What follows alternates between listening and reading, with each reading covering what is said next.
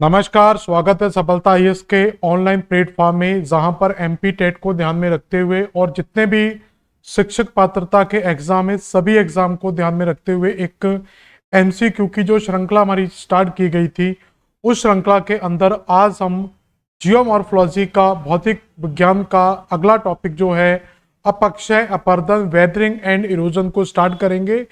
तो आज हम देखेंगे कि अपक्षय और अपर्दन से किस तरीके से क्वेश्चन पूछे जाते हैं। तो पहला क्वेश्चन है, निम्नलिखित प्रक्रियाओं में से कौन सी एक अनुक्रमिक प्रक्रिया है? विच of the flowing process is sequential process? तो कौन सी एक सिक्वेंशियल प्रोसेस है? इसको एक तरीके से डायनेमिक प्रोसेस भी कह सकते हैं।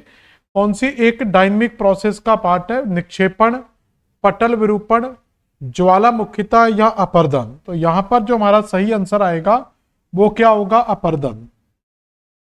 अपर्दन क्या होता है? एक गतिक क्रिया होती है, या इसको कह सकते हैं एक गतिशील क्रिया होती है। ये क्या है? एक गतिशील क्रिया है जिसके अंदर अपक्षित जो पदार्थ है, जो हमारा अपक्षित पदार्थ होता है, जो अपक्षित क्षेत्र है, अपक्षित पदार्थ है, इनमें क्या होती? गति होती है, और गति करने के बाद ये दूसरे स्थान पर निक्षेप हो जाता है। तो इसी क्रिया को क्या कहा जाता है? अपर्दन। तो अपर्दन होने से पहले किसी भी पदार्थ का अपक्षय होना बहुत जरूरी है। जब तक किसी पदार्थ की वेदरिंग नहीं होगी तब तक उस पदार्थ का इरोजन पॉसिबल नहीं होता है। तो ये यूपीपीएससी जीआईसी 2021 में पूछा गया क्वेश्चन है। तो जब तक किसी पदार्थ का अपक्षय नहीं होगा तब तक उस पदार्थ में अपर्दन होना पॉसिबल नहीं है, भले ही क्षणिक नैनो सेकेंड के लिए वो हो, तो बिना अपक्षय के अपर्दन पॉसिबल नहीं होता है। सेकंड क्वेश्चन क्या है? सेकंड क्वेश्चन कह रहा है अपशल्कन मुख्यतः अपक्षय का एक प्रकार है। ये अंग्रेजी में याद रखना, exfoliation is a mainly type of weathering. Exfoliation क्या होता है कि जब कोई चट्टान है और चट्टान से जब पपड़ी टाइप की निकलने लगती है, चट्टान की जब इस तरीके से आप देखेंगे कि पपड़ी टाइप की उखड़ने लगती है उस चट्टान से, तो उस चट्टान से जब पपड़ी टाइप की उखड़ने लगती है तो उसी को एक्सप्लोइटेशन की प्रोसेस कहा जाता है, जिसमें जैसे हम प्याज को छीलते हैं उसी तरीके से प्याज को छीलते की तरह ही जब चट्टान के ऊपर से पपड़ी निकलने लगती है तो उसी प्रक्रिया को एक्सप्लोइटेशन कहा जाता है, जो एक तरीके से आपका भौतिक अपक्षय का पार्ट है। याद रखना, जब भी हम अपक्षय की बात करते हैं, जब भी हम अपक्षय की बात करते हैं तो अपक्षय में एक क्रिया होती है आपका रासायनिक अपक्षय, एक जैविक अपक्षय, एक और होता है भौतिक अपक्षय, और एक आपका मानवीय अपक्षय। ये भी एक जैविक क्रिया का ही पार्ट है, अलग से भी रख सकते हैं। भौतिक अपक्षय क्या होता है? जब हम किसी चीज पर फिजिकल फोर्स लगाते हैं, फिजिकली उस चीज को तोड़ते हैं, तो वो हमारा भौतिक अपक्षय कहलाता है। जैसे कोई टॉफी आप लें, जैसे एक पल्स की टॉफी आती है, उस पल्स की टॉफी को आपने मुंह में लिया और मुंह में लेने के बाद उसको दांतों से तोड़ दिया, तो वो आपका भौतिक अपक्षय कहलाएगा। लेकिन अगर आप उसको मुंह में रखने के बाद धीरे धीरे चूसते जा रहे हैं तो वो उसका रासायनिक अपक्षय कहलाएगा। वो क्या कहलाएगा? रासायनिक अपक्षय। और यह अपक्षय एक मानव के द्वारा किया जा रहा है, तो ये मानव कृत अपक्षय, और मानव एक जीव है तो ये एक जैविक अपक्षय भी कहलाएगा। तो जैविक अपक्षय कहां होता है? जहां पर मिट्टी में रहने वाले कीड़े मकोड़े या केचुए वगैरह, या ये कह सकते चूहे, और भी जो बिलों के अंदर रहते हैं, वो भी मिट्टी का क्या है? अपर्दन करते हैं, अपक्षय करते हैं। रासायनिक अपक्षय के अंदर वो अपक्षय आता है जहां पर चट्टानें घुलनशील होती हैं, जैसे डिहाइड्रेशन की प्रोसेस होती है, हाइड्रोलिसिस की प्रोसेस होगी, ऑक्सीडेशन की प्रोसेस हो गई, या जिसको जंग लगना, रस्टिंग की प्रोसेस कहते हैं, जहां पर तो ये सारी क्रियाएं क्या कहलाती हैं? रासायनिक अपक्षय का पार्ट होती हैं। और भौतिक अपक्षय के अंदर तीन प्रकार का अपक्षय आता है, जैसे पवन के द्वारा लगने वाला भौतिक बल, ठीक है, वाटर के द्वारा लगने वाला भौतिक बल, और टेम्परेचर के द्वारा लगने वाला भौतिक बल। तो ये जो भौतिक अपक्षय यहां पर दिया हुआ है, ये आपका एक तरीके से थर्मल वेदरिंग का पार्ट है। ये किसका पार्ट है? आपका थर्मल वेदरिंग, यानी कि एक भौतिक अपक्षय का पार्ट है। अगला क्वेश्चन है, अपरदन की प्रक्रिया में विलयन के द्वारा पदार्थ का अपनयन या रिमूवल कहलाता है। विलयन का मतलब होता है the process of erosion, removal of the materials by solution. Solution का मतलब होता है कि जब अपरदन होता है तो अपरदन की क्रिया के अंदर, जब कोई मान लो नदी का बहता हुआ पानी चल रहा है, तो इस नदी के अंदर ये जो पानी आ रहा है या जा रहा है, इस नदी के अंदर मान लेते हैं पानी है, तो इस नदी के अंदर मान लो कि कोई पत्थर का इस तरीके का टुकड़ा है और टुकड़ा वो इस नदी के अंदर बहता हुआ जा रहा है, हवा के अंदर भी हो सकता है, लेकिन ये धीरे धीरे क्या हो रहा है, इसका जो आउटर लेयर है वो घुलता जा रहा है और घुलने के बाद इसका साइज क्या हो गया, छोटा हो गया। तो ये देखेंगे तो ये एक बड़े साइज का टुकड़ा घुलकर क्या हो गया, तो वही पदार्थ दिया रिमूवल कहलाता है। विलियर मतलब वो सोल्यूबल है, घुलने वाली चट्टानें, लाइमस्टोन, जिप्सम जैसी चट्टानें, और वो घुलकर क्या होती जाती है, छोटी होती जाती है। इस क्रिया को संक्षारण कहा जाता है। इस क्रिया को क्या कहते हैं, संक्षारण की क्रिया कहते हैं, कोरोजन की प्रोसेस कहा जाता है। तो इसलिए इसके अंतर्गत आएगा कौन सा, संक्षारण या क्रोजन। तो इसका सही आंसर क्या होगा, सी, संक्षारण या क्रोजन। यहां पर देखेंगे एक क्रिया होती है हाइड्रोलिक एक्शन, जहां पर जल डायरेक्ट किसी चट्टान पर प्रहार करके उसका अपरदन कहलाता है। संक्षारण के अंदर कोई बड़ा मॉलिक्यूल्स घुसकर क्या है, छोटा हो सकता है, उसको बोलेंगे। तो ये घुलनशील चट्टाने जो हैं उनके अंदर होगा। सोलूबल जो चट्टाने होती, विलयन वाली चट्टाने हैं। एक क्रिया होती एट्रीशन, जिसको कहते हैं सन्निघर्षण। तो सन्निघर्षण के अंदर आपसी टकराव के कारण पदार्थ टकराकर दूसरे पदार्थ में कन्वर्ट हो जाते हैं, छोटे टुकड़ों में कन्वर्ट हो जाते हैं। ओरेजन का मतलब होता है एब्रेशन या अपघर्षण, जहां पर पदार्थ किसी चट्टान के साथ टकराकर उसको अपर्दित कर देते हैं, अपक्षित कर देते हैं। तो ये होती है आपकी इरोजन की प्रोसेस। तो यहां पर आपका अपघर्षण भी ऑप्शन में था, एट्रिशन भी ऑप्शन में दिया हुआ था। तो ये एब्रेशन कहलाएगा और ये आपका एट्रिशन कहलाएगा। ठीक है, इसको कोरिजन की जगह एब्रेशन टर्म यूज करेंगे। अपरदन द्वारा चट्टानों के टुकड़ों का छोटा होना निम्नलिखित में से किस प्रक्रम में किनके द्वारा होता है। तो चट्टानों के टुकड़े के छोटे होने का मतलब क्या है कि वो चट्टान का टुकड़ा टूटकर क्या होता जा रहा है, छोटा होता जा रहा है। ठीक है, वो चट्टान का टुकड़ा क्या है, टूटकर छोटा हो रहा है। तो इस प्रक्रिया को क्या बोला जाएगा, जल्दी बताएं क्या होगा इसका आंसर। 1 मिनट में आ रहा हूं बैक।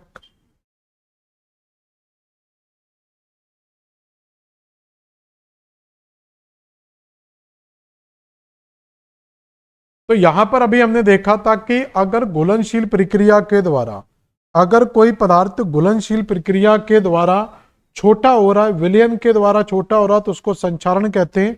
और कोई चट्टान को साथ टकराकर उसको तोड़ देता तो उसको हम एब्रेशन कहलाते हैं। और सन्निघर्षण क्या होता है, जब ये टुकड़े आपस में टकराएंगे तो छोटे छोटे टुकड़ों में बदल जाएंगे, उसको क्या बोलते हैं, एट्रिशन की प्रक्रिया बोलते हैं, सन्निघर्षण बोलते हैं। तो यहां से जो क्वेश्चन पूछा गया आपसे वो आपका क्या कहलाएगा, सन्निघर्षण कहलाएगा। तो इसका सही आंसर क्या होगा, सन्निघर्षण यानी कि एट्रिशन की प्रक्रिया कहलाएगी। अगला क्वेश्चन क्या है, शिला पदार्थ का टूटना, मिटना और हटना आमतौर पर के रूप में संदर्भित किया जाता है। तो यहां पर दिया हुआ है ब्रेकिंग डाउन, मतलब पहले कोई चट्टान है और ये चट्टान कई पार्ट्स में यहां पर टूट चुकी है। तो चट्टान का पहले क्या हुआ, टूटी, तो ये कई टुकड़ों में टूट गई। तो ये हो गया इसका कौन सी क्रिया, अपक्षय की क्रिया। अब ये चट्टान का क्या हो रहा है, मिटना, मतलब दूसरे स्थान पर जाना या रिमूवल होना। और ये चट्टान यहां पर अगर आ जाती है, उसका निक्षेप हो जाता है, तो उसको कह देते हैं अपरदन। कुल मिला के यहां पर जो क्वेश्चन था वो ये है, the breaking down the erosion and removal rocks of material is commonly refers. तो इनके लिए एक शब्द यूज किया जाता है अनाच्छादन। अनाच्छादन के अंदर हम अपक्षय, तो सबसे पहले जो क्रिया होती है वो अपक्षय होती है। अपक्षय के बाद उस चट्टान का अपरदन होता है और अपरदन के बाद उस चट्टान का निक्षेप होता है। तो इन्हीं तीनों संयुक्त क्रियाओं को एक नाम दिया जाता है, संयुक्त क्रिया का नाम दिया जाता है, जिसको कहा जाता है अनाच्छादन, डेनुडेशन। तो इस क्रिया को क्या बोला जाता है, डेनुडेशन की प्रक्रिया कहा जाता है। अगला क्वेश्चन है, अपक्षय की दर सबसे अधिक कहां पर होती है? Eastern Ghat, lower plain, Western Ghat and Thar मरुस्थल। तो ये सबसे ज्यादा जो मिलेगा आपको पश्चिमी घाट के अंदर मिलेगा। तो सबसे ज्यादा जो क्रिया जो है ये आपको कहां पर देखने को मिलेगी? ये पश्चिमी घाट के अंदर देखने को मिलेगी। ठीक है, नहीं इसमें पश्चिमी घाट नहीं, इसमें हम आंसर जो सही लगाएंगे, पश्चिमी घाट गड़बड़ लग रहा है मुझे, तो इसमें थार डेजर्ट लगाएंगे इसमें, क्योंकि यहां पर जो है देखो समझ लो जरा कि जो थार मरुस्थल ही नहीं, किसी भी प्रकार का जो मरुस्थल है, किसी भी प्रकार के अगर हम मरुस्थल की बात करें तो ये मरुस्थल में हमेशा क्या होता है, एक अपक्षय काम करता है जिसको कहते हैं तापीय अपक्षय। और ये तापीय अपक्षय एक लंबी प्रोसेस में काम करता है जहां पर चट्टान टूटकर इतने बारीक कणों में डिवाइड हो जाती है कि वो एक रेत का निर्माण कर देती। इसलिए जहां पर भी टेम्परेचर ज्यादा है पृथ्वी पर, जिस जिस स्थान पर तापमान में अधिकता मिलती है वहां पर तापीय अपक्षय सबसे ज्यादा इफेक्ट मिलता है। कॉन्टिनेंट के जितने भी पश्चिमी तट है, तो कॉन्टिनेंट के पश्चिमी तटों पर जाएंगे तो उन कॉन्टिनेंट के पश्चिमी तटों पर कर्क रेखा, उत्तर में कर्क रेखा और दक्षिणी गोलार्ध में मकर रेखा के सापेक्ष अगर आप देखेंगे तो सारे के सारे आपको डेजर्ट देखने को मिल जाते। तो इसका मतलब ये सारे के सारे डेजर्ट किसका परिणाम है?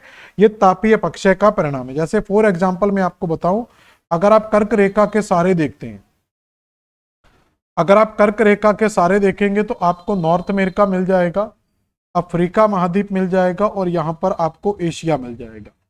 एशिया महाद्वीप में जाएंगे तो आपको थार जैसे डेजर्ट, ठीक है, अरब जैसे डेजर्ट आपको मिल जाएंगे। अफ्रीका में सहारा जैसा डेजर्ट मिल जाएगा। साउथ नॉर्थ अमेरिका में जाएंगे तो सोनेरन जैसे डेजर्ट मिल जाएंगे। तो आप देखेंगे सारे के सारे डेजर्ट मिल रहे हैं। ऐसे ही मकर रेखा के सहारे जाएंगे तो मकर रेखा के सहारे आप देखोगे तो साउथ अमेरिका है, फिर यहां से अफ्रीका आ जाता है और यहां पर ऑस्ट्रेलिया आ जाता है। तो ऑस्ट्रेलिया का जो वेस्टर्न ऑस्ट्रेलिया है ये पूरे का पूरा डेजर्ट है, तो वेस्टर्न ऑस्ट्रेलियन डेजर्ट मिलता है। अफ्रीका के अंदर वेस्ट में जाएंगे तो कालाहारी जैसे डेजर्ट मिल जाते हैं और साउथ अमेरिका में जाएंगे तो अटाकामा जैसे डेजर्ट मिल जाते हैं। तो ये सारे के सारे डेजर्ट कहां पर है? कर्क रेखा या मकर रेखा के सारे मिलते हैं। तो इन सब में कौन सा अपक्षय काम कर रहा है? तो यहां पर तापीय अपक्षय के कारण इनका निर्माण हुआ है। दूसरा इनके निर्माण का प्रमुख कारण होता है क्योंकि ये महाद्वीपों के पश्चिमी तट पर स्थित है, इसलिए हवाएं पूरब से पश्चिम की ओर यहां पर इंटर कर पाती हैं। तो पश्चिम में आते आते हवाओं में जो आर्द्रता या नमी है ये बहुत कम हो जाती है। तो इस कारण से यहां पर ये स्थिति देखने को मिलती है। अगला है, निम्नलिखित में से कौन सा रासायनिक अपक्षय की प्रक्रिया नहीं है? तो कौन सा है जो आपका यहां पर थर्मल वेदरिंग का पार्ट नहीं है? तो यहां पर दिया है कार्बोनेशन, अपूर्णन, ऑक्सीडेशन और सॉल्यूशन। तो कार्बोनेशन भी आपका पार्ट है, ऑक्सीडेशन भी पार्ट है और ये विलयन भी पार्ट है, ये नहीं आएगा। तो इसलिए आंसर क्या हो जाएगा हमारा? बी बॉम्बे बिल्कुल सही आंसर निकल कर आएगा। अपने ही स्थान पर शैलों का विघटन और अपघटन की प्रक्रिया को क्या कहा जाता है? तो अपक्षय की जो प्रक्रिया है याद रखना, ये अपक्षय जो होता है ये स्टैटिक होता है, स्थैतिक क्रिया होती है। और जो अपर्दन होता है ये आपका एक, अपर्दन की अगर हम बात करें तो ये एक गतिशील प्रक्रिया होती है। तो अपर्दन के अंदर क्या है? एक गतिशीलता आती है और जबकि अपक्षय में क्या होता है? एक स्थैतिक प्रक्रिया होती है। चट्टानें यहीं पर टूटकर यहीं पर रहेंगी, लेकिन अगर इनका मूवमेंट होगा तो वो क्रिया किसमें आ जाएगी? अपर्दन में आ जाएगी। तो इसलिए यहां पर जो आंसर लगा सकते हैं वो कौन सा लगा सकते हैं हम? क्या लिखा है? कहलाती है, तो अपक्षय आंसर लगा सकते हैं। किन क्षेत्रों में ऊष्मीय दबाव अधिक होता है? थर्मल वेदरिंग ज्यादा होती है, तो ये अभी हम पढ़ चुके थे। तो थर्मल वेदरिंग जो है, थर्मल प्रेशर जो है या थर्मल वेदरिंग सबसे ज्यादा, तो थर्मल वेदरिंग सबसे ज्यादा कहां पर हमें मिलती है? डेजर्ट के अंदर देखने को मिलती है, जिसका एक्सप्लेनेशन अभी हमने कर लिया था। कणिका में विघटन का एक उदाहरण है granule disintegration. Integration is a example of mechanical, chemical, पादप या नन ऑफ दीज। तो बायोलॉजिकल तो आएगा नहीं, केमिकल आएगा नहीं, तो ये यांत्रिक अपक्षय का पार्ट है, इसको भौतिक अपक्षय भी कह सकते हैं। तो ये क्या है? एक आपका भौतिक अपक्षय का पार्ट है। तो यहां पर जो सही आंसर आना चाहिए वो कणिका में कौन सा आना चाहिए? भौतिक अपक्षय यहां पर हमारा बिल्कुल सही आंसर होगा। तो यहां पर हम सही आंसर क्या लगाएंगे, भौतिक अपक्षय, यहां पर सही आंसर हम यूज कर सकते हैं। क्लियर हो गया यहां पर। अगला क्वेश्चन क्या है, अगला क्वेश्चन देखेंगे यहां पर जो आएगा, निम्नलिखित में से कौन सा भूमिगत जल का अपरदनात्मक कार्य नहीं है। तो जब भूमिगत जल की अगर हम बात करेंगे तो आगे जाकर हम क्वेश्चन सॉल्व करेंगे इनके। तो जो भूमिगत जल होता है, तो भूमिगत जल के द्वारा भी कई प्रकार की स्थलाकृतियों का निर्माण किया जाता है, और ये भूमिगत जल भी कई प्रकार की क्रियाएं करता है, जिसमें सॉल्यूशन की क्रिया होती है। ये अंदर ही अंदर चट्टानों को क्या है, गोल गोल कर क्या है, खत्म कर देता है, उनको अपरदित कर देता है। हाइड्रो एक्शन होता है, एब्रेशन की क्रिया होती है। संघनन जो है ये हमारी वायुमंडल की घटना है, तो ये एक वायुमंडलीय घटना है, तो इसलिए संघनन यहां पर आंसर नहीं आएगा। तो सही आंसर हमारा क्या निकल कर आएगा, डी दिल्ली निकल कर आएगा। अगला क्वेश्चन क्या है कि अपरदन क्रिया में घोल द्वारा पदार्थ का अवनिर्मयन क्या कहलाता है। तो अभी हम पढ़ चुके थे कि जो process of erosion the removal matter by the solution, तो सॉल्यूशन में जो क्रिया काम करती है वो कौन सी काम करती है, क्षारण की क्रिया काम करती है, यानी कि क्रोजन की प्रक्रिया यहां पर वर्क करती है। तो इसका आंसर क्या आ जाएगा, सही क्रोजन, जो अभी हम क्वेश्चन कर भी चुके थे। इसके बाद है निम्नलिखित में से कौन सा सामान्यतः अपरदन चक्र की तरुणावस्था। तरुणावस्था क्या होती है, यूथफुल एज का उदाहरण है शीर्ष अपरदन, घाटी का गहरा करना, घाटी का चौड़ा करना, या वाटरफॉल इरोजन। तो इसका जो सही आंसर आएगा वो क्या होगा, घाटी का चौड़ा करना। तो युवावस्था में नदी क्या करती है, घाटी को चौड़ा करने का प्रयास करती है सबसे पहले। तो पहले घाटी का क्षैतिज अपरदन होता है, उसके बाद फिर लंबवत अपरदन होता है। लावा के अपक्षय से कौन सी मृदा बनती है। तो आप जानते हैं कि जब लावा का निक्षेप होता है, तो जब लावा का निक्षेप होगा और उस लावा के निक्षेप से जो चट्टान बनती है उसको कहते हैं बेसाल्ट चट्टान। तो लावा के निक्षेप से जो बेसाल्ट चट्टान बनती है, और उसी बेसाल्ट चट्टान से, तो इसी बेसाल्ट चट्टान का जब अपक्षय हो जाता है तो ये काली मिट्टी में परिवर्तित हो जाता है। तो किस मिट्टी का निर्माण होता है फिर बेटा, काली मिट्टी का निर्माण होता है। तो यहां पर सही आंसर जो आएगा आपका वो काली मिट्टी आ जाएगा। तो सही मिट्टी कौन सा होगा, काली मिट्टी इसका सही आंसर होगा। अगला क्वेश्चन क्या है, शैलों के स्वस्थ स्थान पर अपघटन एवं विखंडन की क्रिया को क्या कहते हैं। तो process of the disintegration and decomposition of rock there place is called. अपघर्षण, अपरदन या अपक्षय या संक्षारण, तो ये एक प्रकार का चट्टानों का डीकंपोज होना क्या कहलाता है, अपक्षय की क्रिया कहलाता है। तो ये क्या कहलाएगा आपका, अपक्षय की प्रक्रिया कहलाएगी, वेदरिंग की प्रोसेस कहलाएगी। पृथ्वी की सतह पर सबसे महत्वपूर्ण अपरदन का कारक है विंड। तो पवन के द्वारा भी अपरदन होता है, हिमानी के द्वारा भी होता है, भूमिगत जल के द्वारा होता है, रनिंग वाटर। तो सबसे ज्यादा जो अपरदनात्मक स्थलाकृतियां मिलती हैं वो रनिंग वाटर के थ्रू मिलती हैं। तो रनिंग वाटर में हमें सबसे ज्यादा क्या है, अपरदनात्मक स्थलाकृतियां देखने को मिलती हैं। तो यहां पर जो आएगा वो रनिंग वाटर आपका बिल्कुल आंसर सही होगा। उत्पाटन, प्लकिंग की क्रिया में उत्पाटन की प्रक्रिया क्या होती है, जब चट्टाने जो ज्यादातर ये हिमखंडों के लिए जोड़ी जाती है, तो हिमखंडों के अंदर जब कोई हिमखंड यहां से टूटेगा और टूटकर जब ये नीचे गिरता है, तो इस प्रक्रिया को उत्पाटन यानी कि प्लकिंग की प्रक्रिया कहा जाता है। तो देखते हैं ऑप्शन क्या कह रहा है, अपरदनात्मक यंत्रों यानी कि कंकड़ पत्थर द्वारा हिमालय के पार्श्व तथा तली में विघटन एवं रगड़न एवं खुरचन होती है। तो ये तो आंसर नहीं आएगा। दूसरा क्या दिया है, शैलें कमजोर पड़ती हैं तथा विशाल खंडों से टूटती हैं तथा गतिशील हिम के प्रभाव से शैलें दबाव के कारण जड़ सहित टूटती है और वहां गर्त बन जाता है। ये स्टेटमेंट थोड़ा बहुत सही लग रहा है। अगला पढ़ लेते हैं, हिमानी के साथ प्रवाहित होते हुए विशाल खंड परस्पर रगड़ खाकर खंडित होते हैं तथा क्रमशः शून्य चूर्ण में परिवर्तित हो जाते हैं। तो इसमें बी ऑप्शन क्या है, हमें ज्यादा सही लग रहा है। तो ये बी ऑप्शन क्या होगा आपका बिल्कुल सही हो जाएगा। तो इसका सही आंसर क्या होगा, बी ऑप्शन। अगला क्या कह रहा है, शीत प्रदेशों में से, यही क्वेश्चन है कि चेंज हो गया, यही है, शीत प्रदेशों में निम्नलिखित में से ऋतु अपक्षय का कौन सा प्रकार प्राय क्रियाशील नहीं है। The cold region which of the flowing process weathering is usually not active. तो कुल मिला के वेदरिंग याद रखना, इस शीत पक्षय पर दिमाग मत लगाया करो, केवल अपक्षय पर याद रखो। तो ठंडे प्रदेशों में भौतिक अपक्षय काम या जैविक अपक्षय या रासायनिक अपक्षय, या तो क्या कह रहे हैं, कौन सा क्रियाशील नहीं है।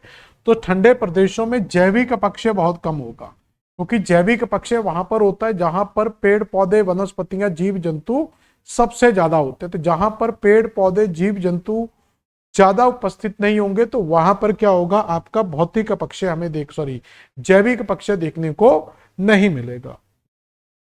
दरारों में उगी हुई पेड़ों की जड़ें और जो चारों ओर की शैल पर दबाव डालती अंततः जड़ें भरकर शैलों को तोड़ देती हैं, यह किसका उदाहरण है। तो ये आपका क्या है, एक भौतिक अपक्षय का पार्ट है। तो भौतिक अपक्षय के अंदर होने वाला ये एक तरीके का जैविक अपक्षय कह सकते हैं। तो भौतिक अपक्षय में भी कौन सा अपक्षय है, ये एक प्रकार का जैविक अपक्षय का पार्ट है, जहां पर पेड़ मृदा के अंदर, चट्टानों के अंदर प्रवेश कर उन चट्टानों को तोड़ते हैं और तोड़कर बारीक कणों में परिवर्तित करके मृदा का निर्माण करते हैं। तो इस तरीके से ये प्लांट की महत्वपूर्ण भूमिका होती है और प्लांट ह्यूमस की मात्रा प्रोवाइड करा के इसको उपजाऊ भी बनाते हैं। अपघर्षण वह प्रक्रिया जिसके द्वारा कण अवखंडित हो जाते हैं, अंग्रेजी जरूर पढ़ लिया करो। Abrasion is the process by which particles are broken down। तो भौतिक अपक्षय में द्वितीयक प्रक्रिया, रासायनिक अपक्षय की प्रक्रिया, रासायनिक अपक्षय की द्वितीयक प्रक्रिया। तो पहली चीज तो ये रासायनिक अपक्षय का पार्ट नहीं होगा, तो ये क्या होगा, एक तरीके से भौतिक अपक्षय का पार्ट होगा। तो ये क्या होगा, एक भौतिक अपक्षय का पार्ट होगा। भौतिक अपक्षय की द्वितीयक प्रक्रिया या भौतिक अपक्षय की प्राथमिक क्रिया। तो ये भौतिक अपक्षय की प्राइमरी स्टेज में आता है। तो इसका आंसर क्या होगा, डी दिल्ली आएगा। कम से कम वो ऑप्शन तो हटा दिया करो जिनमें पॉसिबिलिटी सबसे कम होती है। तो जहां पर पॉसिबिलिटी सबसे कम होती है उन आंसर को तो हम यहां पर हटा सकते हैं। अगला क्वेश्चन क्या कह रहा है, ठीक है। तो ये आपका एब्रेशन मैंने बताया ही था, ये सबसे प्रारंभिक अवस्था में होता है। भौतिक अपक्षय में मिट्टी और शैलों का वायुमंडलीय अवस्थाओं जैसे जल, दबाव, बर्फ, ताप और प्रत्यक्ष संपर्क में आने के कारण अवखंड होना शामिल है। इसे यह भी कहा जाता है in a physical weathering disintegrate of soil rocks acquired due to direct contact of the atmosphere condition such as water pressure, ice and temperature. तो स्वाभाविक है ये बात हो रही है इसकी यांत्रिक अपक्षय। तो ये कहीं ना कहीं बात कर रहा है किसकी, यांत्रिक अपक्षय, जिसको हम भौतिक अपक्षय भी कहते हैं। तो ये आपका भौतिक अपक्षय का पार्ट, किसका पार्ट होगा, ये आपका भौतिक अपक्षय का पार्ट होगा। तो यहां पर जो सबसे सही आंसर आएगा वो यांत्रिक भी लिख सकते हैं, भौतिक अपक्षय भी लिख सकते हैं। निम्नलिखित में से कौन सी रासायनिक अपक्षय नहीं है, यूपीपीएससी प्री 2019 का क्वेश्चन है। ऑक्सीकरण, जलीकरण, हिमानीकरण या कार्बनीकरण। तो हिमानीकरण क्या है, ये एक प्रकार का फिजिकल फोर्स का ही पार्ट होता है, तो ये आपका इसमें नहीं आएगा। तो 22 का सही आंसर हो जाएगा आपका फ्रॉस्ट एक्शन यानी कि हिमानीकरण। तो यहां तक की क्रिया समझ में है आपको। तो बड़े आसान क्वेश्चन है, छोटे छोटे क्वेश्चन है, बड़ी आसानी से आप सॉल्व कर सकते हो।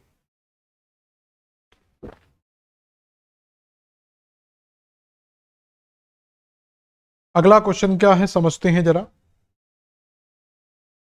अगला क्वेश्चन कह रहा है अपदलन नामक अपक्षय का कारण है which cause of the exfoliation types of weathering. ये मैं शुरू में भी करा चुका था कि ये तापी उतार चढ़ाव के कारण, थर्मल इन्वर्जन के कारण होता है। तो मैंने इसकी तुलना आपकी प्याज के साथ की थी। जिस तरीके से हम एक प्याज को कई छिलकों में हम क्या करते हैं, डिवाइड करते हैं, इसके छिलके पर छिलके उतारते चले जाते हैं, उसी प्रकार से चट्टानों में भी जब इस तरीके से छिलके उतरने लगते हैं, जैसे चट्टानों में थर्मल वेदरिंग जब होती है, तापमान बढ़ता है, तो तापमान बढ़ने के कारण ऊपर की जो चट्टान है वो सूखने लगती है, और सूखने के कारण वो धीरे धीरे क्या होता है, ऊपर से पपड़ी टाइप की।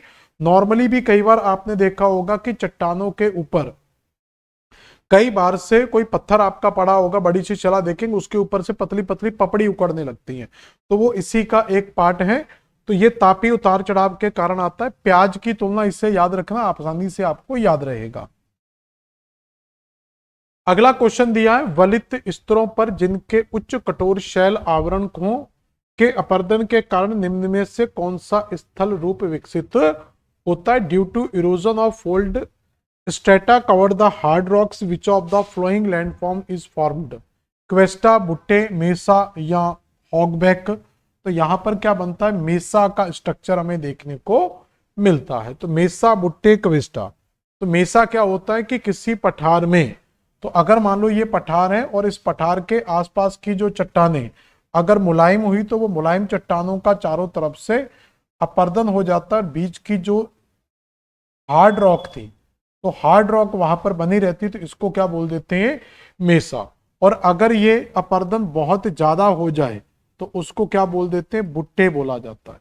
तो अगर अपर्दन बहुत ज्यादा हो चुका है, मतलब एक बॉटल टाइप का स्ट्रक्चर बन चुका है, छोटा सा टेबल टाइप का स्ट्रक्चर बन चुका है, तो उसको हम बुट्टे बोलेंगे, सिंगल टेबल टाइप का स्ट्रक्चर। और अगर वो डाइनिंग टेबल टाइप का बना हुआ है तो उसको हम यहां पर मेसा बोलेंगे। क्लियर? तो ये आंसर क्या होगा आपका, यहां पर मेसा सही आंसर आ जाएगा। अगला क्वेश्चन क्या है, निम्नलिखित में किसका सुमेल नहीं है, विच of the following is not correctly matched. देखो यहां पर जो मैं अभी प्याज का एग्जांपल दे रहा था वो देखो आ गया, प्याज अपक्षय नाम ही रख दिया गया इसका। तो अपदलन यानी कि एक्सप्लॉइटेशन जो है वो ओनियन वेदरिंग है, तो ये एक प्रकार का किसमें आता है, तो ये आपका तापीय भौतिक अपक्षय का पार्ट है। ये किसका पार्ट है, तापिक भौतिक अपक्षय के अंतर्गत पड़ते। तो देखो नाम ही उसका ओनियन वेदरिंग रख दिया, तो इसका मतलब ये तो सही है।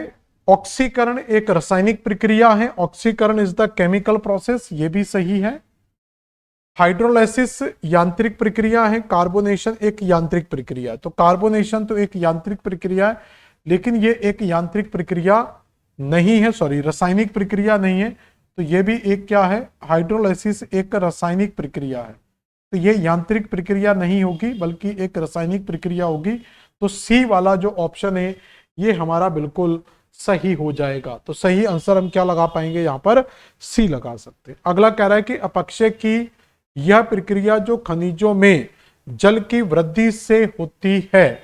तो जल की वृद्धि से जो क्रिया होती है, जब चट्टानों में जल प्रवेश कर जाता है, तो जल प्रवेश करने के बाद चट्टानों के अंदर जो सॉल्युबल मिनरल्स या पार्टिकल्स होते हैं वो अंदर ही अंदर घुलना स्टार्ट हो जाते हैं, और घुलने के बाद वो चट्टानों को तोड़ने में सहायक होते हैं।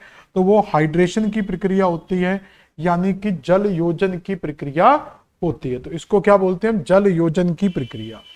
अगला दिया, किस शैल पर अपदलन अपक्षय विकसित होता है।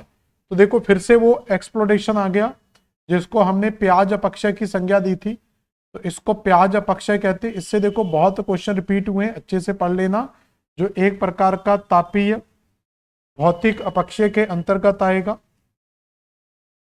और ये किस प्रकार की चट्टानों में देखने को मिलता है, सैंडस्टोन, डोलोमाइट, ग्रेनाइट और बेसाल्ट। तो ये सबसे ज्यादा जो ग्रेनाइट रॉक्स हैं, तो ये सबसे ज्यादा किस प्रकार की चट्टानों में देखने को मिलता है, तो ग्रेनाइट रॉक्स के अंदर इस प्रकार की जो प्रक्रिया है वो सबसे ज्यादा हमें देखने को मिलती है। नेक्स्ट क्वेश्चन क्या है, निम्नलिखित में से यांत्रिक अपक्षय की तुलना में रासायनिक अपक्षय ज्यादा प्रभावपूर्ण होता है। मतलब यांत्रिक फिजिकल की जगह रासायनिक प्रक्रिया कहां पर ज्यादा काम करेगी, शुष्क क्षेत्रों में, तटीय क्षेत्रों में या शीतोष्ण क्षेत्रों में। तो यहां पर अगर हम क्वेश्चन को देखेंगे तो शुष्क और जो अर्ध शुष्क क्षेत्र हैं वहां पर विंड इरोजन सबसे ज्यादा काम करता है। तो शुष्क और अर्ध शुष्क में पवन जो अपक्षय है, तो पवन अपक्षय यहां पर सबसे ज्यादा काम करता है, और ये पवन का जो अपक्षय है ये हमारा भौतिक अपक्षय का पार्ट होता है। तो ये तो आंसर नहीं होगा। वो पूछ रहा है कि यांत्रिक अपक्षय की तुलना में रासायनिक अपक्षय कहाँ काम ज्यादा करेगा। तटीय इरोजन में भी जो होता है ये आपका जल के द्वारा होता है, तो ये भी आपका भौतिक क्रिया का ही पार्ट हो सकता है, लेकिन ये नहीं होगा। तो शीतोष्ण क्षेत्रों में जो है वो रासायनिक अपक्षय क्या है, ज्यादा काम करता है। ठीक है, तो शीतोष्ण आंसर लगा लेंगे इसका। अगला दिया है, गुलाब अपक्षय रासायनिक अपक्षय का परिणाम है। Spheroidal weathering is the result of the chemical weathering. गुलाब अपक्षय तब होता है जब शैलों के जोड़ों में प्रवेश करता है और संयोजी पदार्थ को घोलता है। स्फेरिडियल weathering occur when the water inter rocks join and the dissolve binding. तो इसमें देखेंगे तो कथन और कारण दोनों सही हो रहे हैं और कारण कथन की सही व्याख्या भी कर रहा है। तो ए आर दोनों सही है और आर ए का सही स्पष्टीकरण भी दे रहा है। तो गोलाभ पक्ष एक प्रकार का हाइड्रोलाइसिस से जुड़ा हुआ, जल योजन से जुड़ा हुआ है। निम्नलिखित अनाच्छादन प्रक्रमों का सही प्रक्रम क्या है? तो इस अनाच्छादन प्रक्रम में देखेंगे तो इसका सही प्रोसेस क्या हो सकता है? तो ये RPSC assistant professor paper first 2014 में आया हुआ है, अपक्षय, डिपोजिशन, वेदरिंग एंड ट्रांसपोर्टेशन। तो हम जानते हैं कि सबसे पहले क्या होता है, किसी भी चट्टान का अपक्षय होगा। तो इसका मतलब है सबसे पहले जो आएगा वो हमारा सी आएगा। तो ये दो आंसर तो आएंगे नहीं, तो सी के बाद या तो डी आएगा या फिर ए आएगा। तो इसका मतलब यहाँ पर अपर्दन आएगा या परिवहन आएगा। तो ये थोड़ा सा कंफ्यूजन वाला पार्ट है कि यहाँ पर पहले अपर्दन होगा कि परिवहन होगा। देखो याद रखना, चट्टानों का एक दूसरे स्थान पर जाना अपर्दन की प्रक्रिया है, और जो प्रक्रिया जो हो रही है वो क्या कहला रहा है? ट्रांसपोर्टेशन कह रहा है। तो इसलिए हम पहले इसमें क्या रखेंगे? अपर्दन प्रक्रिया को रखेंगे, और इस अपर्दन की प्रक्रिया में क्या होता है? परिवहन होता है। और परिवहन के बाद क्या होता है? उस मिट्टी या जो भी अपसाद है उसका निक्षेप होता है। तो सबसे पहले कौन सा आ जाएगा? सी आएगा। सी के बाद हम ए रखेंगे, ए के बाद डी रखेंगे, डी के बाद बी रखेंगे, सी ए डी बी। तो सी ए डी बी आपका डी आंसर के अंदर ही दिया हुआ है। और इन्हीं प्रक्रियाओं को संयुक्त रूप से क्या बोला जाता है? अनाच्छादन भी बोला जाता है। तो डेनुडेशन की प्रक्रिया भी इनको कहा जाता है। तो इनको क्या है? डेनुडेशन की प्रक्रिया भी बोल देते हैं। तो यहां तक क्वेश्चन क्लियर हुआ। अगला क्वेश्चन क्या है उसको समझते हैं। अगला क्वेश्चन है, भंजन शटरिंग में की क्रिया में चट्टानों का विघटन होकर टूटती हैं, छोटे छोटे टुकड़ों में, बड़े बड़े टुकड़ों में, उपयुक्त छोटे या बड़े। तो स्वाभाविक है कोई भी चट्टान टूटेगी तो ज्यादातर वो छोटे छोटे टुकड़ों में ही परिवर्तित हो जाएगी। तो इसको तो हम अंदाजे से भी लगा देंगे, तुक्का लगा देंगे, तो ये हमारा क्वेश्चन सही हो जाएगा। यहां तक क्लियर हुआ आपको? चलो अगला क्वेश्चन क्या है। अगला क्वेश्चन है, ऑक्सीकरण की क्रिया में निम्नलिखित में से किस प्रकार की चट्टानें अपघटित होती हैं?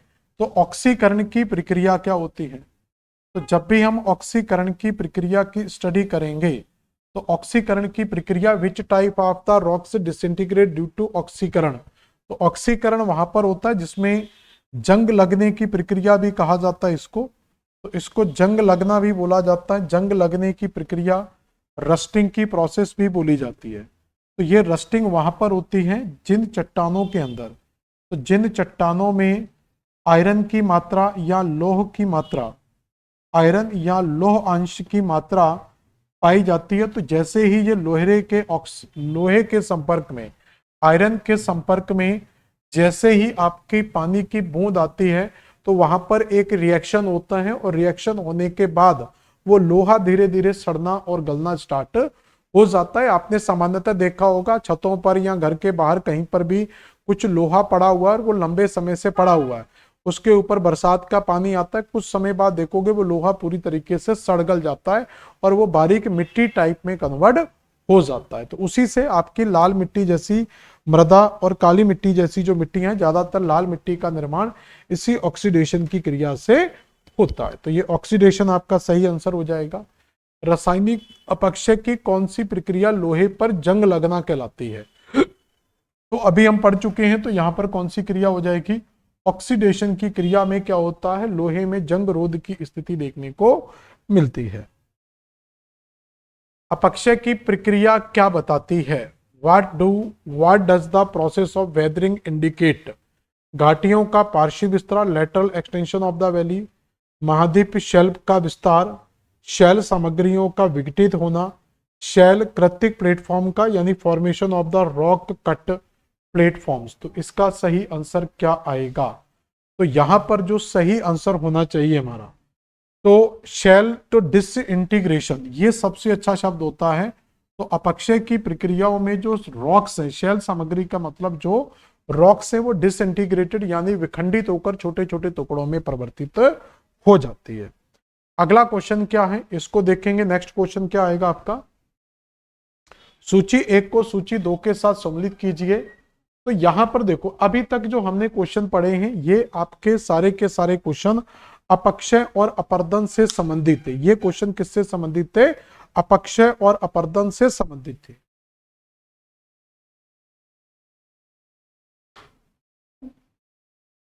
अब जिन क्वेश्चंस की हम बात करने जा रहे हैं, ये क्वेश्चंस आपसे इन अपक्षय और अपर्दन, देखो एक चीज समझो, जब भी अपक्षय होता है इसके क्वेश्चंस बहुत सारे बनते हैं, लेकिन अभी प्रीवियस ईयर में इनसे ज्यादा हमें नहीं मिले। तो जब अपर्दन की प्रक्रिया होती है तो ये अपर्दन कई प्रक्रमों के द्वारा होता है। जैसे जलीय अपर्दन होता है, ठीक है, एक जल के द्वारा होने वाला अपर्दन है जलीय अपर्दन, और खास तौर पर इसमें नदियों को शामिल किया जाता है।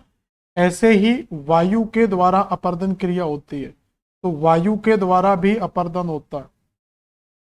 ऐसे ही आपका जो भूमिगत जल है, ये भूमिगत जल भी क्या है? अपर्दन करता है, ठीक है।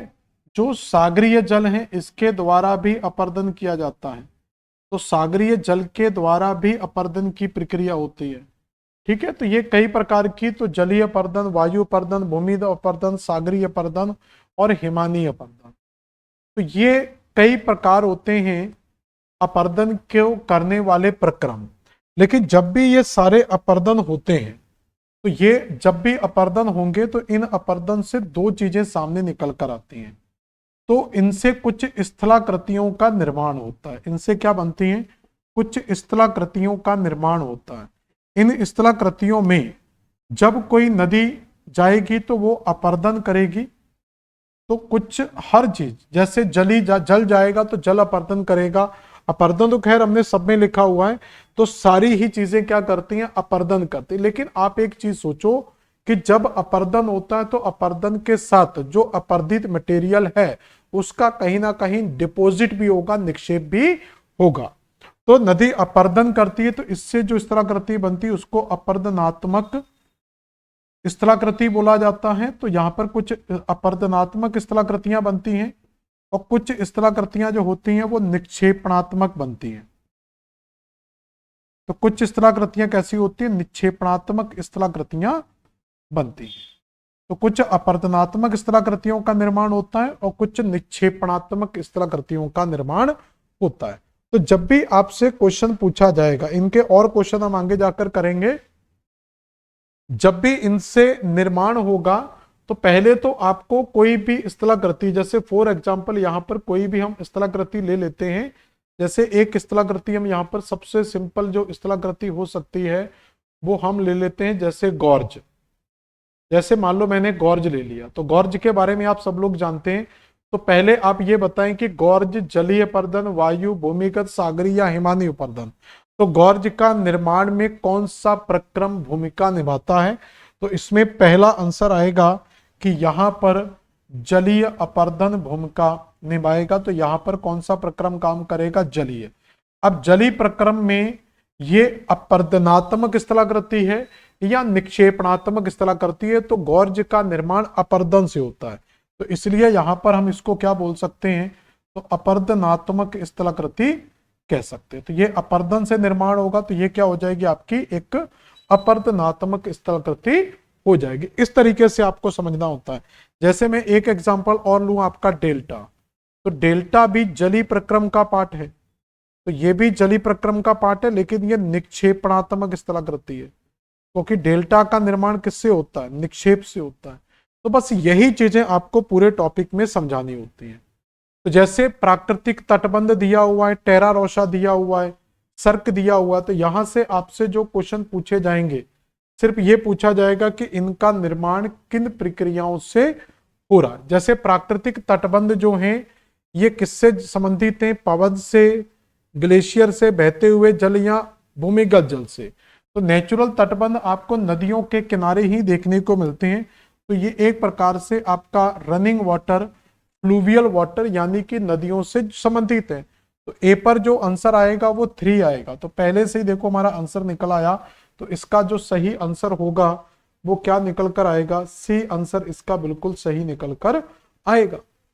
अब सर्क की अगर हम बात करेंगे तो सर्क का संबंध हमारा हिमानी अपर्दन से होता है। तो ये सर्क क्या होता है? इस तरीके के अगर चेयर टाइप की स्ट्रक्चर बन रहा है, यहां पर यहां से जो होगी ये चट्टान का जो टुकड़ा था, अगर ये टूटकर यहां से बाहर आ जाता है तो ये चेयर टाइप का स्ट्रक्चर जो बनता है इसी को क्या बोल दिया जाता है, सर्क बोला जाता है। और ये आपका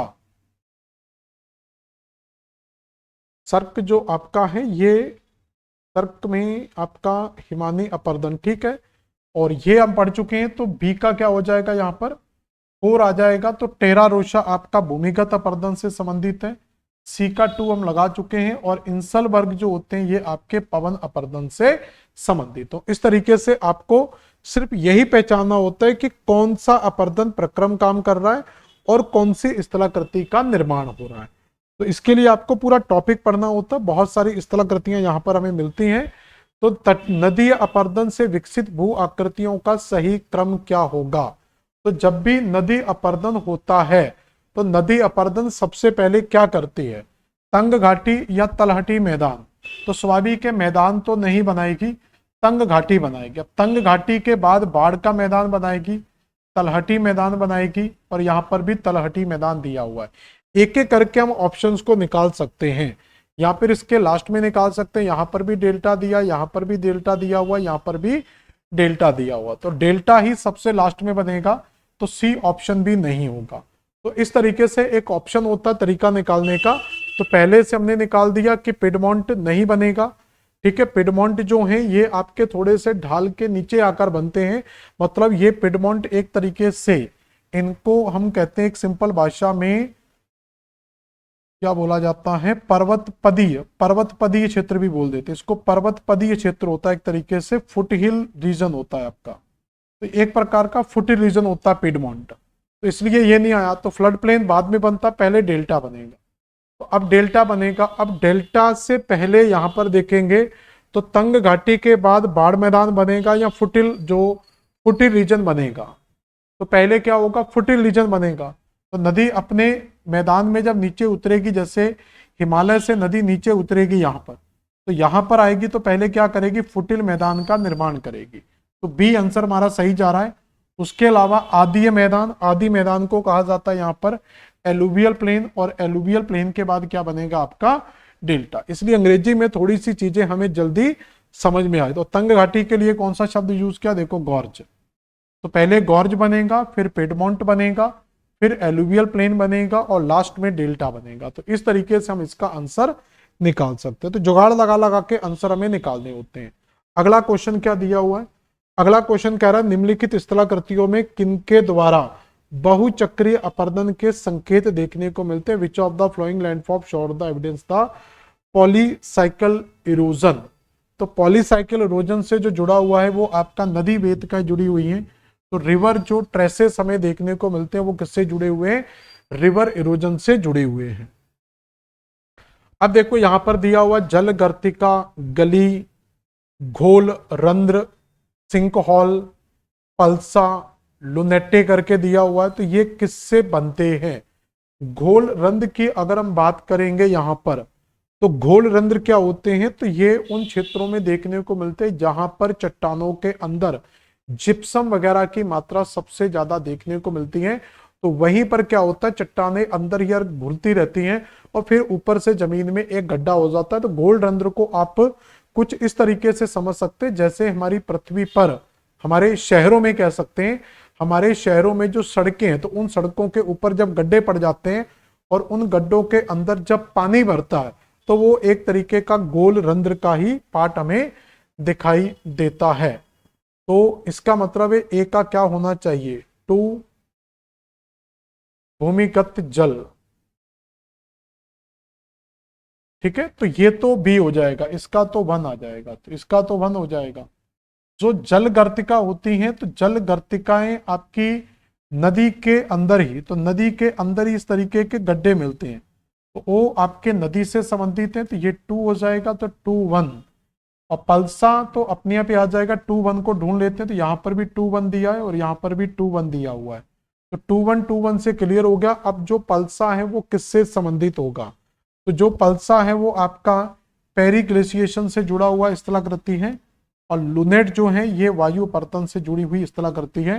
तो बी ऑप्शन हमारा यहाँ पर बिल्कुल सही होगा। तो सही आंसर क्या लगा सकते हैं हम यहाँ पर, बी बॉम्बे लगा सकते हैं। अगला लिखा हुआ है क्वेश्चन, निम्नलिखित में से कौन सा एक हिमानीकृत स्थला कृति है? कैटल, ड्रमलिन, यारलंग या एस्कर। तो कौन सी एक हिमानीकृत स्थलाकृति हमें यहां पर देखने को मिलती है?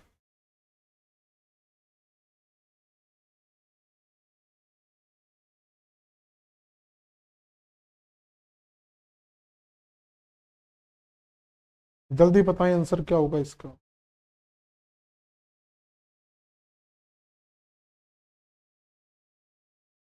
तो which of the following is not a glaciation landform? Kettle, drumlin, yardang और एस्कर हिमानीकृत स्थलाकृति नहीं है। तो यारडंग जो रहते हैं ये सामान्यतः आपके वायु अपर्दन से संबंधित हैं, वायु अपर्दन से संबंधित है, तो ये सी आंसर नहीं आएगा। बाकी कैटल, ड्रमलिन ये आपके लेक टाइप के होते हैं, ठीक है। तो पहाड़ी क्षेत्रों के ढालों पर ये बनने वाली एक लेक होती है जिसको कैटल बोल देते हैं, और कई बार पर्वत में एक रीढ़ की हड्डी की तरह, रीढ़ की हड्डी की तरह आपके एक स्ट्रक्चर वन का, मतलब पर्वत का ऐसा स्ट्रक्चर जो काफी ज्यादा लंबा होता है, तो इस लंबे स्ट्रक्चर को जो ऊपर से हमें दिखाई देता है इसी को क्या बोला जाता है? एस्कर बोला जाता है। और ड्रमलिन जो होते हैं वो इस तरीके के स्ट्रक्चर बनते हैं, तो इनको क्या बोला जाता है? ड्रमलिन बोला जाता है। इसके बाद चीन की 90% मिट्टी है वो लोइस के मैदान मिलते हैं। तो लोइस का जो मैदान है, तो लोइस के सबसे ज्यादा वायु अपर्दन, क्योंकि चीन का अगर मैप देखोगे कि जो चीन का मैप है, और चीन के मैप के ऊपर ही यहाँ पर मंगोलिया है, और मंगोलिया में एक मरुस्थल है जिसको कहते हैं गोबी का मरुस्थल। अब गोबी के मरुस्थल से वायु अपर्दन के द्वारा यहाँ पर कौन सा अपर्दन काम करता है? वायु अपर्दन के द्वारा यहाँ पर मिट्टी का जब निक्षेप होता है, और उस मिट्टी के लंबे समय के निक्षेप से लोएस प्रकार की मिट्टी का निर्माण हुआ है, ठीक है। पेनीप्लेन शब्द दर्शाता है किसी नदी चक्र की वृद्धावस्था से निर्मित एक समतल मैदान, पवन अपर्दन से निर्मित समतल सतह, समुद्री अपर्दन से निर्मित संबंध। तो पेनीप्लेन का संबंध समुद्री सतह से तो नहीं होगा, ठीक है, पवन से नहीं होगा। तो पेनीप्लेन आपका नदी चक्र से संबंधित है, तो पहला तो यहां दिया हुआ है। और अपर्दन के अंतिम उत्पाद से निम्नलिखित समतल उपतान, तो ए और डी ज्यादा सही लग रहे हैं इसमें, ए और ई ज्यादा सही लग रहे हैं। ये तीन तो नहीं आएंगे, बाढ़ का मैदान भी यहां पर नहीं होगा। देख लो ए और ई पहले ही ऑप्शन में दिए हुए हैं, ए और ई। तो इस तरीके से यहां पर आपका ये आंसर सही हो जाएगा, पेनीप्लेन। इसके बाद दिया हुआ ग्रेट आर्टिसियन बेसिन कहां पर स्थित है? तो ये आर्टिसियन बेसिन जो है ये एक तरीके से जो ऑस्ट्रेलिया की भूमि है, तो भूमि के अंदर जब आपको बहुत सॉलिड रॉक मिलती है, तो ऑस्ट्रेलिया की जमीन के अंदर बहुत ही अभेद्य सतहें मिलती हैं, और इन अभेद्य सतहों के ऊपर क्या होता है? यहाँ पर जल भराव हो जाता है। तो इन्हीं अभेद्य सतहों के ऊपर जल भराव हो जाता है। तो जब यहाँ पर पानी भूमि के अंदर इकट्ठा रहता है और उसके ऊपर पूरी की पूरी मिट्टी भरी रहती है, इसके ऊपर क्या भरी रहेगी? मिट्टी भरी रहेगी। तो ये इस तरीके से अंडरग्राउंड वाटर का एक सोर्स मिलता है। अब किसी को अगर पानी निकालना है तो ये यहाँ से कुआं खोदेगा, और कुआं खोदकर आसानी से यहाँ से क्या है? पानी निकाल सकता है। तो ऐसे कुओं को बोला जाता है आर्टिसियन बेसिन, यानी कि आर्टिसियन बेसिन ऑस्ट्रेलिया के अंदर मिलने वाली एक प्रमुख विशेषता है। उत्तरी अमेरिका की वृहद झीलों का निर्माण कैसे हुआ है? तो फाइव ग्रेट लेक्स की जब हम बात करते हैं तो 5 लेक्स मिलती है जिनको ग्रेट लेक्स बोलते हैं, जिसमें सुपीरियर लेक, सुपीरियर के बाद हुरन झील, हुरन झील के नीचे मिशिगन, फिर यहाँ पर इरी, और इरी के बाद मिलती है ओंटारियो। इनको कहा जाता है 5 ग्रेट लेक्स। तो भूकंप से तो बनी नहीं है, ज्वालामुखी से बनेगी नहीं, तो ये कहीं ना कहीं हिमानीकृत झीलें हैं। तो 5 ग्रेट लेक्स का जो निर्माण है वो आपका इन्हीं प्रक्रियाओं से हुआ है, जिनको कहते हैं ग्रेट लेक्स ऑफ या 5 great lakes of North America. तो ये आपके कुछ क्वेश्चंस थे अपक्षय और अपर्दन से संबंधित। तो हमने आज की क्लास में अपक्षय अपर्दन से संबंधित क्वेश्चंस को कंप्लीट किया है। कुछ इसी अपर्दन से जो मैंने बोला था कि विभिन्न प्रकार की स्थलाकृतियों का निर्माण होता है, तो हम एक क्लास और कोशिश करेंगे इसमें करने की, जिसमें स्थलाकृतियों के निर्माण की प्रक्रियाओं को कंप्लीट कर लेंगे, और पेंक का जो अपर्दन चक्र है उसके क्वेश्चंस भी यहां पर हम कंप्लीट कर लेंगे। तो एक क्लास और होगी जिसमें हम ये पूरे अपर्दन को कंप्लीट करेंगे। उसके बाद आपका जो फिजिकल ज्योग्राफी का चैप्टर है वो कंप्लीट हो जाएगा। लगभग सारे चैप्टर्स को हम यहाँ पर टच कर चुके हैं और हमने कोशिश की है कि सारे का सारे चैप्टर में एमसीक्यू के साथ साथ जितनी भी थ्योरेटिकल चीजें पॉसिबल हो सकती वो भी हमने यहाँ पर कंप्लीट करने का प्रयास किया है। तो आज की क्लास का सेशन यहीं समाप्त करते हैं, मिलते हैं नेक्स्ट क्लास में। धन्यवाद।